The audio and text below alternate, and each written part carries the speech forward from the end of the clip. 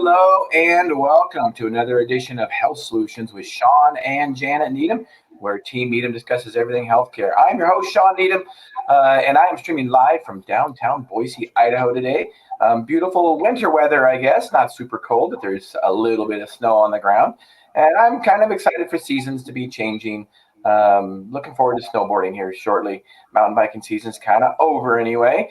And you don't want to miss out today's show because we have Dr. Elie Jarrouge on our show. And this is our midweek podcast as we usually do on Wednesdays and Thursdays. So thank you for tuning in today. And you do not want to miss out on this show because Dr. Jarrouge is going to share his story, his weight loss journey story. And as you guys know, I have a story of weight loss and how it changed my life, my family's life, and my patient's life. So Dr. Jarrouge, without further ado, welcome to our show. Thank you, Shawn. Thanks for having me. By the way, as much as you make it sound that it's cool to have snow on the ground, I'm happy with my 75-degree Texas weather. Well, tell us where are you from? Where are you at right now? I'm in Houston, Texas. Oh, awesome. Houston, Texas. All right. Another Texan. We are really, my wife and I are really looking into expanding our pharmacy into Texas. So we got Awesome. another friend in Texas. That's really cool. Yeah. Awesome. Cool. Yeah. And I got to say, especially as my wife and I get older, and I don't want to say we're old because our life's just getting started, but, she's from North Dakota, so she knows what cold is really like. Yeah. But man, she is just complaining the cold, and she wants to move to Arizona or Texas or something like that. So You can blame her. right, exactly. It is nice. Although I will say, you guys don't get quite as hot in Houston as like Phoenix and stuff. But I will say that seasons are nice. I really like seasons. Yeah, that's true. That is true. Yeah. So, Dr. Jarrouge, tell us about your story. You have a weight loss journey story. When did that happen? Yeah, so I'm traditionally trained doctor, so kind of went through medical school and residency training. And during that time, eating really terrible food and junk food and being just on the go and studying, I really trashed my body for several years. And I gained over a span of 7 to 8 years about 35 pounds. Didn't notice because it was kind of gradual and just blamed it on relative aging when, in your late 20s, early 30s. Then I started I've always had chronic back discomfort. But then one day, late 20s, I was putting pants on, my back gave out. And that time I didn't think much of it, but I was miserable for 2 weeks, back spasms. I couldn't move. I have to be on the ground. And then I just felt miserable. It took a while to recover from that. But then for the following 2 years, I kept having these flare-ups. If I tried to work out, my back gives out. If I play tennis, my back gives out. So I tried to get healthy, move more and do stuff, but just couldn't get any better. And went to physical therapists, doctors, get MRIs of my back. There's nothing physically wrong with me. And I was just not feeling well. Energy low. I was starting to have high blood pressure in my early 30s. Developed kind of insulin resistance, pre-diabetes. My waist kind of increased like 6 inches over the span of these 10 years. And I wasn't happy. I was like, no, I'm too young for this. And as a doctor who, tell people, I was used to pass judgment. Like people look overweight, have diabetes. I tell them, well, just it's your food. But I didn't click that I was eating unhealthy. And I thought I just have to control what I'm eating, how much I'm eating, kind of traditional sense, and exercise more, burn these calories. And I couldn't get healthy. It actually kept flaring up. And then one of my worst episodes, I was like, I knew something has to change. And at that time, I was introduced to a Whole30 program, which is a paleo program. And paleo with the psychology of food. The idea, Melissa Hartwig, it starts with food. I think she wrote a book that's 2014 or so. And that's where I started. And it talks about how, different, grains and legumes and carbohydrates and sugar and all that stuff, and just eat real food. And I did that for a month, and it was like completely different person, 15 pounds lighter in a month. And my back was like 80% better. Yeah. So I was really intrigued. So I did it another month and I lost another 5 pounds. So 20 pounds in 2 months and feeling fantastic. Back, 10, 20%. So I knew it was there, but I had to be careful. But then I thought, okay, I'm done. I'm happy. So let's go back to the old lifestyle because I missed my whatever, junk food that I was used to eat. I'm like any human being. And as soon as I did that, my back flared up again. I just wasn't feeling good. And you feel it worse when you go clean and actually come back to eating junk food. So that kind of threw me off. And at that time I did full paleo and I did it for a while. But I wasn't very satisfied. I wanted my dairy, I wanted cheese and things like that. So, and then keto was hot in 2016, 17, but I was very nervous. I'm a physician and fat and heart disease and all these things. So I was very scared to get into that. But the more I started reading, the more I kind of got comfortable with the idea. I was like, I want to try it. So, and that's when I tried keto for 3 months straight. And I lost another 10 pounds. At that point, I was 30 pounds down, one of the leanest times of my life, feeling amazing. And then, so I thought keto is the thing. But towards the end, I started having a keto rash, because I was diving into deep ketosis. And I could never understand the rash. I would get it in my neck, on my chest, very itchy. And I Googled the heck out of it. And all I can see is a benign condition will go away. So I pushed through. And that wouldn't get better. I took supplements and things like that. I feel amazing, but I like itching and starting to scar. And then I was at a conference and somebody told me, you're probably not eating enough protein. And at that time I was doing traditional keto, which is extremely low carb, moderate protein. At that time, it's like, you shouldn't eat too much protein for every reason.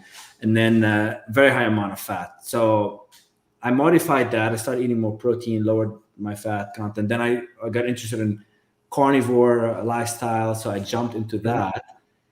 And I felt amazing, the best at doing the carnivore. I lost another 5 pounds. I didn't know I had another 5 pounds to lose. And then that happened.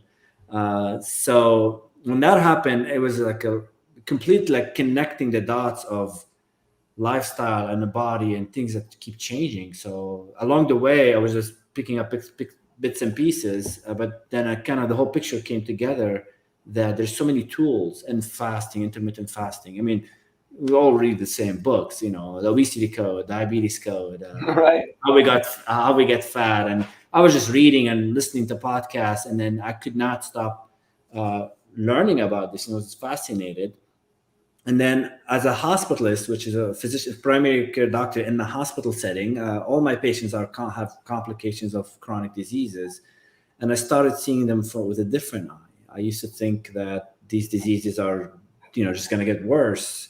But as I got healthier, I just wanted to help them, and it became very frustrating to do that. But at the end of the day, after the carnivore, and I went back to like mostly carnivore, eat some vegetables. So I'm kind of an animal-based kind of nutrition, and I feel amazing. And I use all these tools different times, and then I ended up becoming a health coach, because during the pandemic, everybody was gaining weight, everybody was isolated, and it was ideal time to jump into the online space. And I started tweeting and get active, and then help people get healthier. And that's how it all started about 1.5 years ago.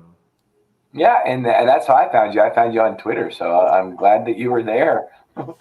Yeah. So tell me about how this has changed. You spoke to it a little bit, but how has this changed the way you approach patient care now? Yeah.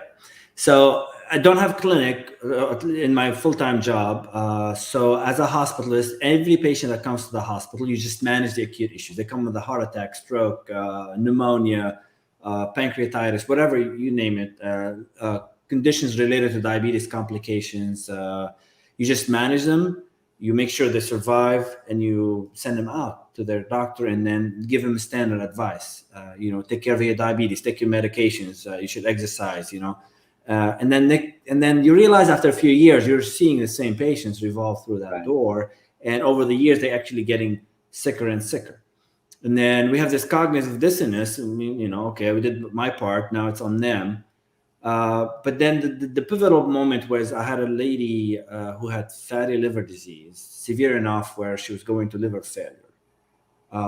And that's completely dietary. So this one was not alcohol related? Non-alcoholic fatty liver disease. And the liver is so bad that she was getting confused. All her numbers she was morbidly obese.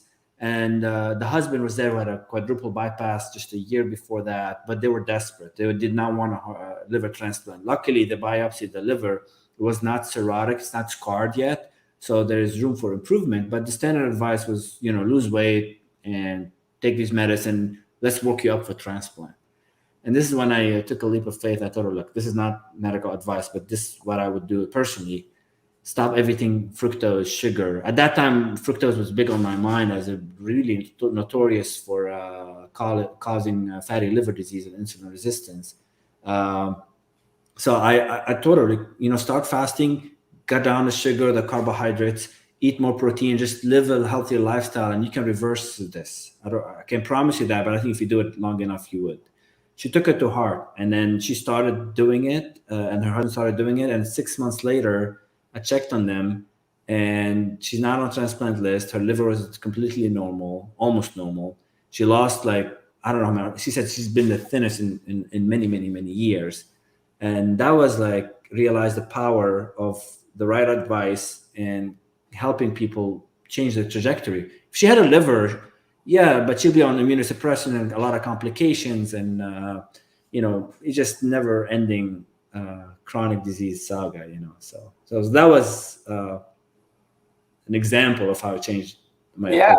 That's life-changing. Now, can you speak to, not just for our listeners and viewers, but also for me, can you speak to how, we think traditionally when we hear about, and when I went to pharmacy school almost 30 years ago,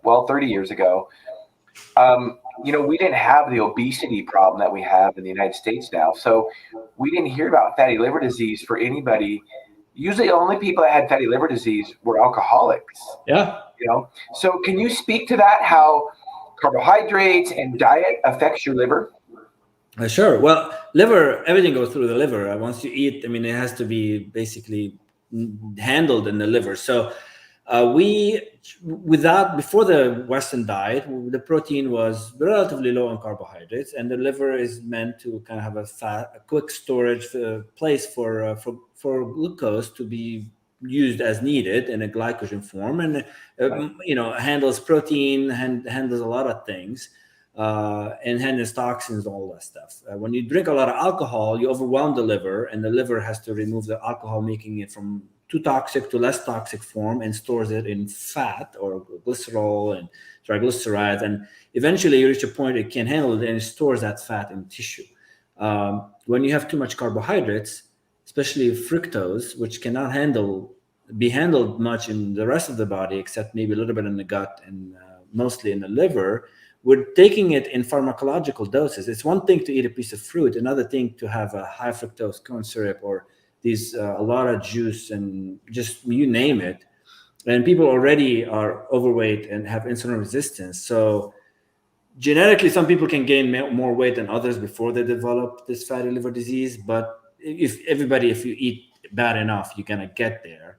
And then that liver develops kind of deposits in the liver. That fat deposits in the liver and congest it, and then become very insulin resistant, where insulin that kind of works in the liver too makes it much harder to do its job.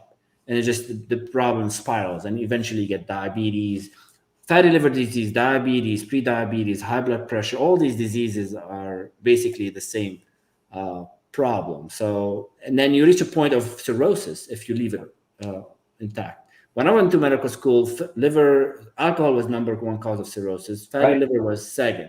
Now it's the other way. Now non-alcoholic fatty liver disease is the number one cause of cirrhosis and liver transplant. Wow. We're costing the system billions of dollars based on a dietary disease. They spend a lot of money perfecting. They do an amazing job with these transplants. People survive, but that's a backward way of approaching. Yeah, it's not, like you say, you're on medications that cause side effects, and a lot of get infections, cancer, because all the immune system is you have to keep it controlled. And isn't it true that a liver transplant like most transplants only last a maximum of 20 years. Is that true? I'm not sure. I've seen people have. I mean, no, most people. I don't know. Honestly, I don't know the exact Okay. answer, but I think I've seen people have it for 10, 15, 20 years. They're fine. But most people end up getting some sort of complications as they get older with the liver.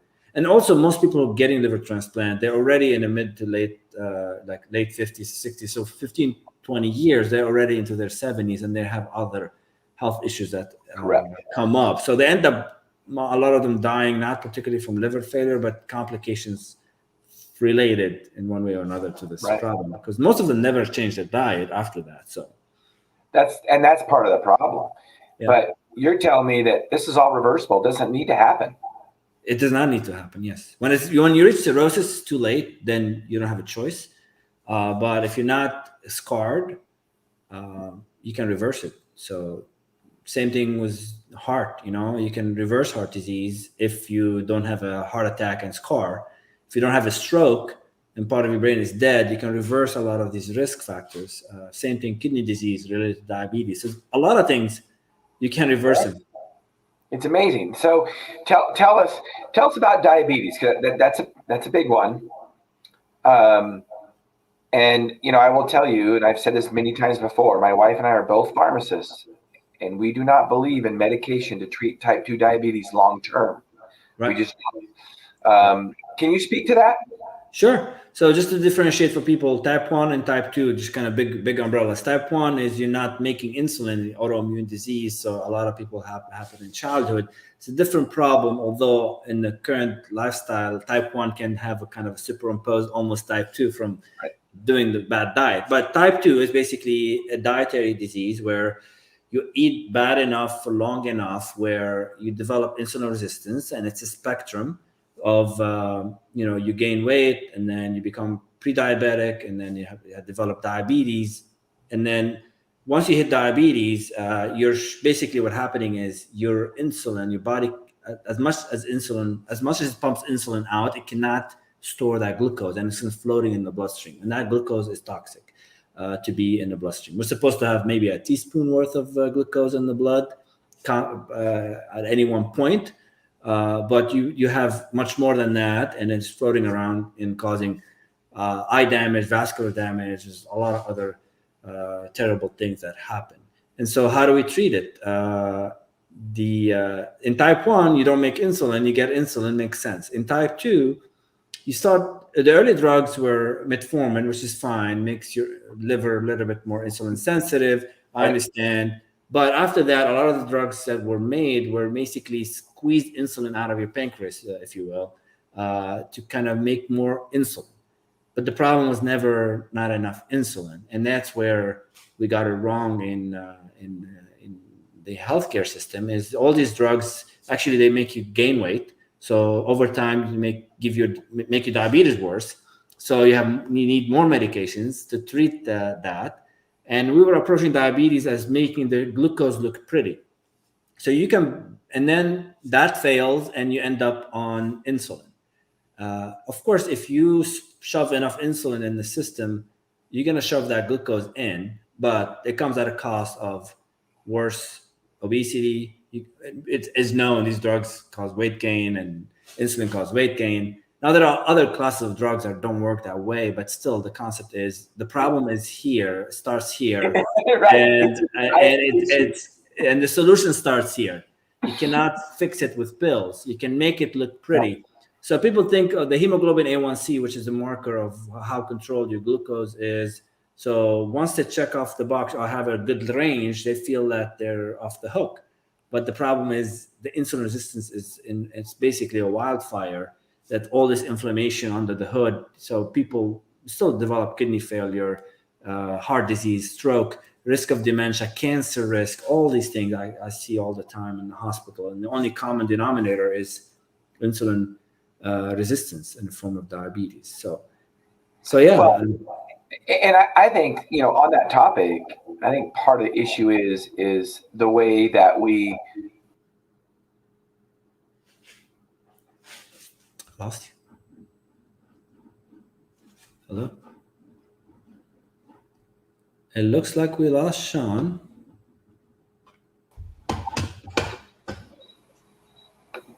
Can you still hear me, Dr. Jarrouge? Can you hear me now? Yes, you dropped off. Yeah, the wonders of modern technology. So I think part of the problem is the way that we define diabetes is it's more than just we define it by glucose, but Glucose. I've seen people that don't qualify as a diabetic, but their insulin level is like 30. Yeah. Can you speak to that? Sure. Well, when you go to a doctor, nobody's going to check your insulin level. And if you ask for it, they blow you off and that's kind of crazy and stop reading that crazy stuff. So they check your A1C and your A1C is, let's say, 5.8 or 6. I was like, you're pre-diabetic, no problem, no need for medication, just kind of be careful, exercise a little more, and you'll be good. And then problem gets worse. So a couple of years later, they come back and it's diabetes range, and they gained a few more pounds, or they develop other complications, or show up with a heart attack or a stroke. And they say, oh my God, he's healthy or she's healthy. There's nothing wrong with them. Why did this happen? But it was there. It was just like you just have to see it. The sign was there. Because there is no pill for that. And that's unfortunately the truth. Now, doctors not thinking in that way, that's what they learn.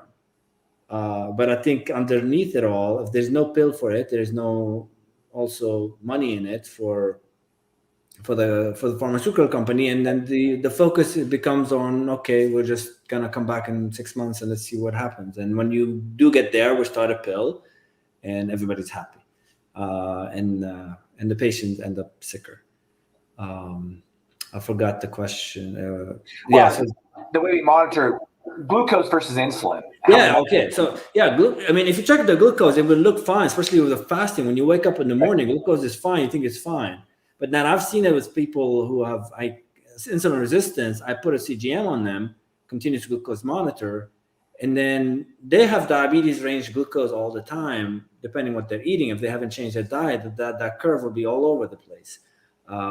So the problem is there. So if you check insulin, then you can detect the problem maybe 10 years even earlier. If you're fasting insulin, there are many tests, but the cheapest one is just fasting insulin. If you're starting your day when you're supposed to be the lowest at a high level, then it's taking more insulin to keep your glucose normal.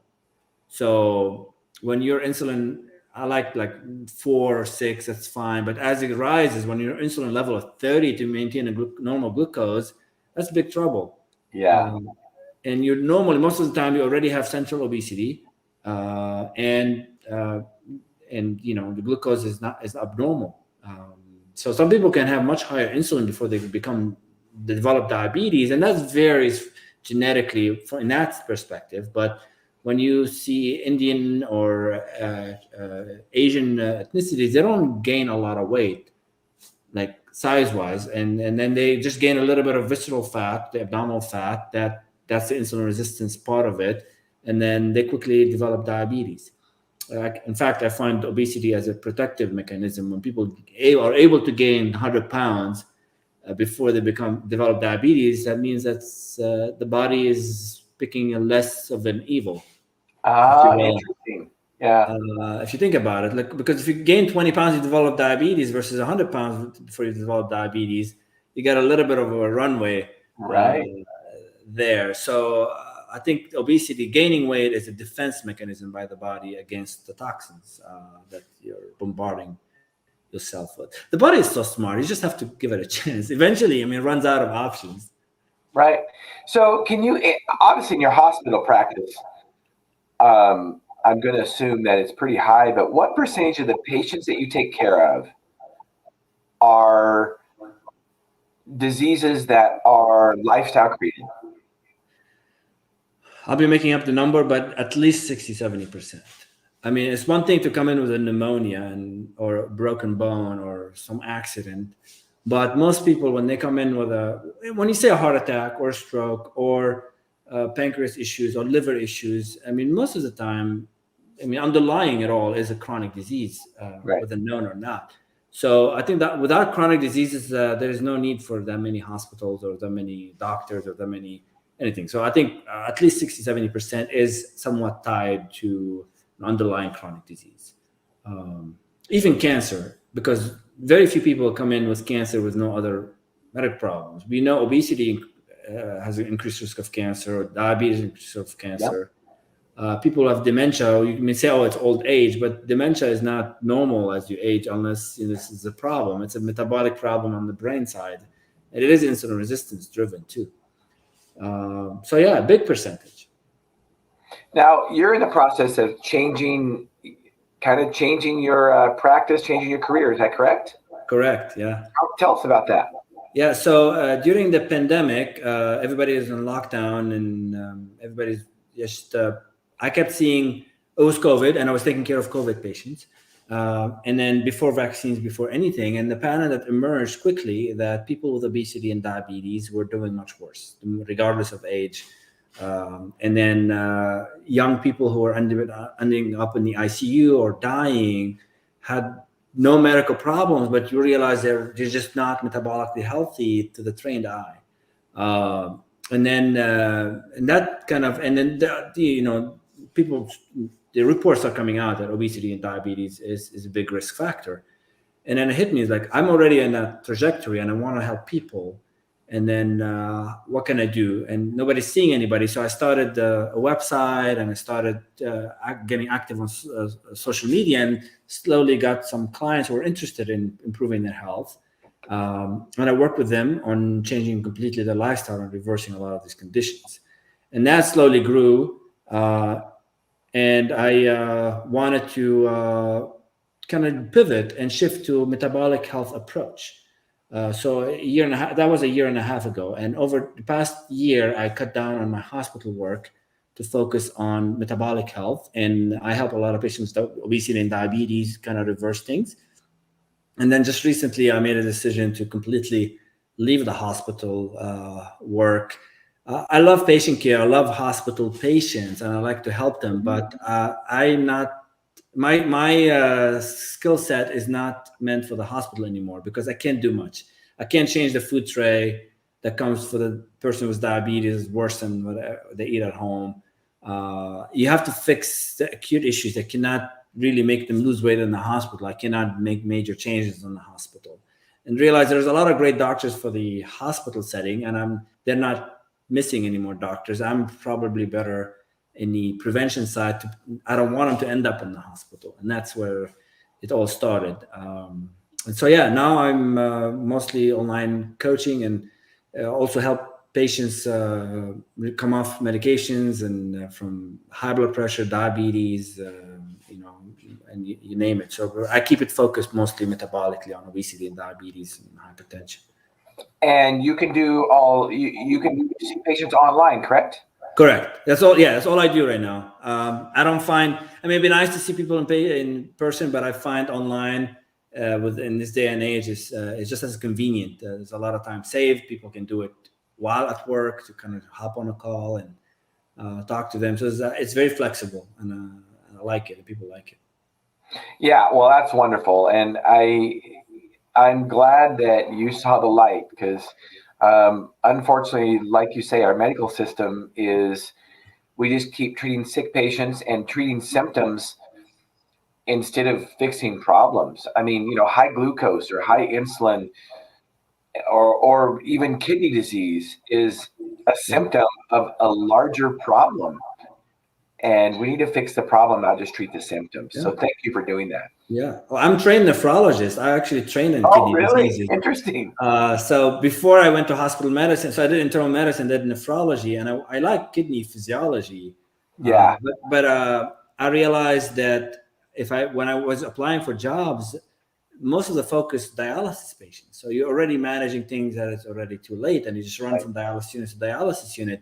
It did not sound appealing. I didn't know subconscious. I didn't know what it was, except it didn't feel right to me. That's how I want to spend my time. So I figured hospital medicine makes me fix things. And then now I know. I mean, just I don't want them to end up there, and to the point of kidney disease. So no, I mean.